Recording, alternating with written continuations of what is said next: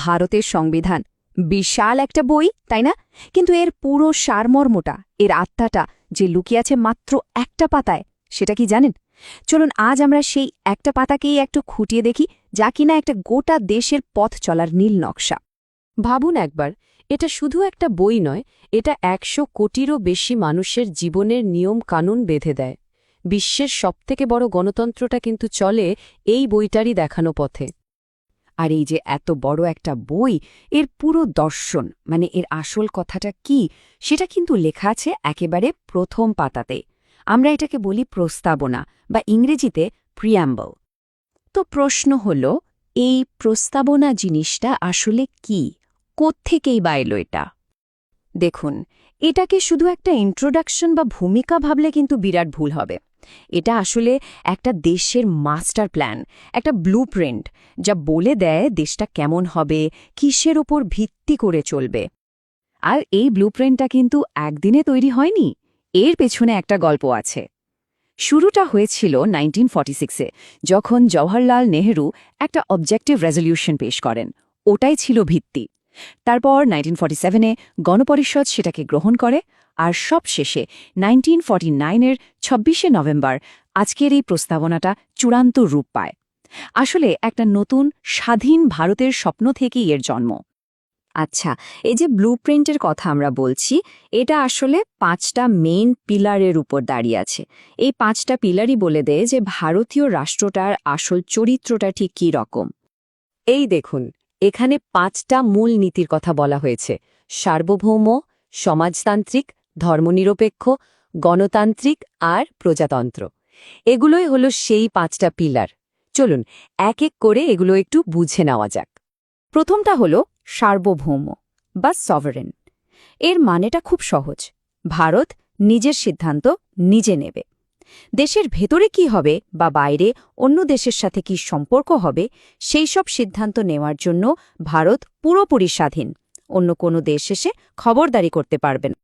এরপর আসছে সমাজতান্ত্রিক বা সোশ্যালিস্ট। এই শব্দটার মূল লক্ষ্য হল সামাজিক আর অর্থনৈতিক সাম্য প্রতিষ্ঠা করা।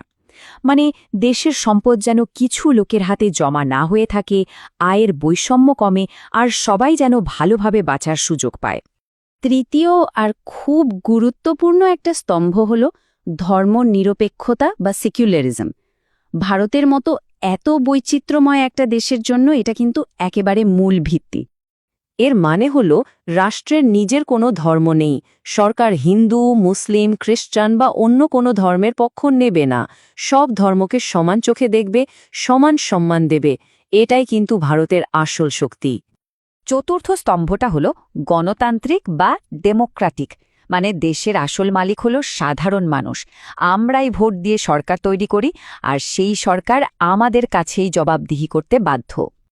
আর 5 নম্বর পিলারটা হল প্রজাতন্ত্র বা রিপাবলিক। এর মানে আমাদের দেশের যিনি প্রধান মানে রাষ্ট্রপতি, তিনি কোনো রাজা বা রানীর মতো বংশানুক্রমে আসেন না, তাকেও নির্বাচিত হতে হয়। এখানে রাজতন্ত্রের কোনো জায়গা নেই। তো আমরা দেখলাম ভারত রাষ্ট্রটা কেমন হবে, কিন্তু এই প্রস্তাবনা শুধু এটুকুই বলে না, এটা দেশের প্রত্যেক নাগরিককে 4টে বড় প্রতিশ্রুতিও দেয়। কি সেই 4টে প্রতিশ্রুতি? এগুলো হল ন্যায় বিচার, স্বাধীনতা, সমতা আর ভ্রাতৃত্ব। এগুলো শুধু শব্দ নয়, এগুলো প্রত্যেক নাগরিকের মৌলিক অধিকার। প্রথমেই আসা যাক ন্যায় বিচারের কথায়। এখানে কিন্তু 3 ধরনের ন্যায় বিচারের কথা বলা হয়েছে: সামাজিক, অর্থনৈতিক আর রাজনৈতিক। সোজা কথায়, কারোর সাথে তার জাত, ধর্ম বা লিঙ্গের কারণে কোনো অন্যায় করা যাবে না। দ্বিতীয় প্রতিশ্রুতি হল স্বাধীনতা। কিসের স্বাধীনতা? চিন্তা করার, নিজের মত প্রকাশ করার, যে কোনো ধর্মে বিশ্বাস করার বা নিজের মতো করে উপাসনা করার স্বাধীনতা। এগুলো একজন মানুষের বিকাশের জন্য খুব জরুরি। 3 নম্বরে আছে সমতা, মানে আইনের চোখে সবাই সমান। কেউ বড় লোক বা গরিব, উঁচু জাত বা নিচু জাত, এসবের কোনো মানে নেই। আর শুধু তাই নয়, জীবনে এগিয়ে যাওয়ার জন্য সবাই যেন সমান সুযোগ পায়, সেটাও নিশ্চিত করার কথা বলা হয়েছে। আর শেষ প্রতিশ্রুতিটা হল ভ্রাতৃত্ব। মানে আমরা সবাই ভারতবাসী, একে অপরের ভাই ভাই। আমাদের মধ্যে একটা একতার বোধ থাকবে, পারস্পরিক শ্রদ্ধা থাকবে। এটাই দেশকে এক করে রাখবে। এই ছবিটা দেখুন, এটাই ভ্রাতৃত্বের আসল ছবি। আমাদের ধর্ম আলাদা হতে পারে, ভাষা আলাদা হতে পারে, কিন্তু সব কিছুর ঊর্ধ্বে আমাদের একটাই পরিচয়, আমরা ভারতীয়। কিন্তু ভাবুন, একটা দেশের জন্য বানানো নীল নকশা কি সবসময় একই রকম থাকতে পারে? সময়ের সাথে সাথে এরও তো পরীক্ষা হয়, তাই না? এমনকি কখনো কখনো বদলানোরও দরকার পড়ে। আর ঠিক তাই হয়েছে। প্রস্তাবনা কি আদৌ সংবিধানের অংশ? এই নিয়ে বড়সড় আইনে লড়াই হয়েছিল। প্রথমে ১৯৬০ সালের বেরুবাড়ি ইউনিয়ন মামলায় সুপ্রিম কোর্ট বলল না, প্রস্তাবনা সংবিধানের অংশ নয়। কিন্তু তারপর ১৯৭৩ সালে একটা ঐতিহাসিক মামলা হল কেশবানন্দ ভারতী মামলা। সেই মামলায় কোর্ট তার আগের রায় পুরো উল্টে দিয়ে বলল, হ্যাঁ, প্রস্তাবনা সংবিধানের একটা মৌলিক এবং অবিচ্ছেদ্য অংশ। আর এই যে যুগান্তকারী পরিবর্তন, এর পেছনে ছিলেন কেশবানন্দ ভারতী। তার মামলার জন্যই প্রস্তাবনা তার সঠিক মর্যাদা ফিরে পায়। জানেন, এত বছরে এ প্রস্তাবনাটা কতবার বদলানো হয়েছে? শুনলে অবাক হবেন, মাত্র একবার। সেই একবারের সংশোধনটা হয়েছিল ১৯৭৬ সালে ৪২তম সংশোধনীর মাধ্যমে। তখন ৩টে নতুন শব্দ জোড়া হয়েছিল: সমাজতান্ত্রিক, ধর্মনিরপেক্ষ আর অখণ্ডতা। এই শব্দগুলো ভারতের আদর্শকে আরও পরিষ্কার করে দিয়েছিল। তো এত কিছুর পর প্রশ্নটা হল, আজকের দিনে দাঁড়িয়ে এই একটা পাতার গুরুত্বটা ঠিক কোথায়? অনেকেই বলেন প্রস্তাবনা হল সংবিধানের আইডেন্টিটি কার্ড। কেন? কারণ আপনি শুধু এই একটা পাতা পড়েই পুরো সংবিধানের উদ্দেশ্যটা, এর মূল ভাবনাটা কি, সেটা বুঝে ফেলতে পারবেন।